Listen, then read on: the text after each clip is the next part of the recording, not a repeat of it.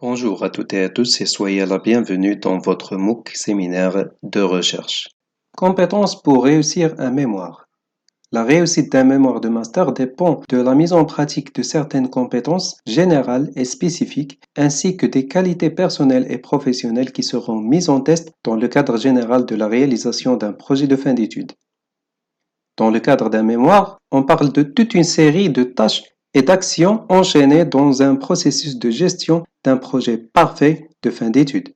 Il est donc souhaitable que les étudiants fassent preuve de compétences managériales générales, à savoir la capacité à définir ses propres objectifs et à clarifier ceux des acteurs impliqués dans le projet, la capacité à organiser le travail, à le planifier et à faire appel aux collaborateurs nécessaires, puisque l'organisation d'un mémoire concerne à la fois la gestion de l'information, c'est-à-dire fichiers et ressources bibliographiques, ainsi que la gestion du temps.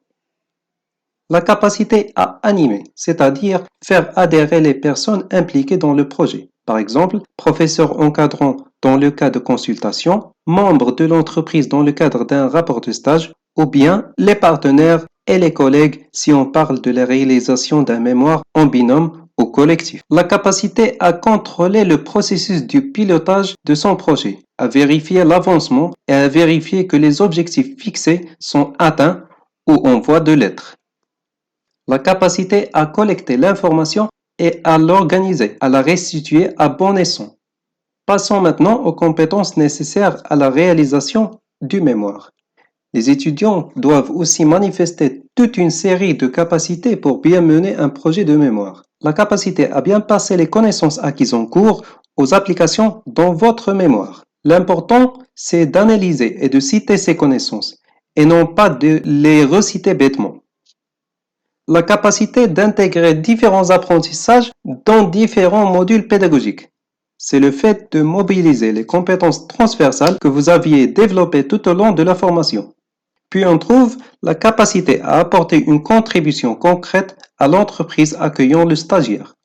Parce que ce qui est important dans un rapport de stage, c'est l'analyse de la situation ainsi que les solutions proposées. C'est cette contribution qui pourra être transformée en opportunité de futur recrutement ou bien de future collaboration.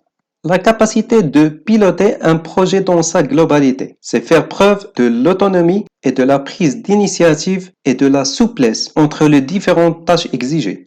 La capacité à réaliser un travail personnel. Demander de l'aide, c'est bien. Les personnes qui vous fournissent leur aide doivent être explicitement remerciées. Mais n'oubliez pas que c'est un travail qui doit être réalisé par vous et par personne d'autre.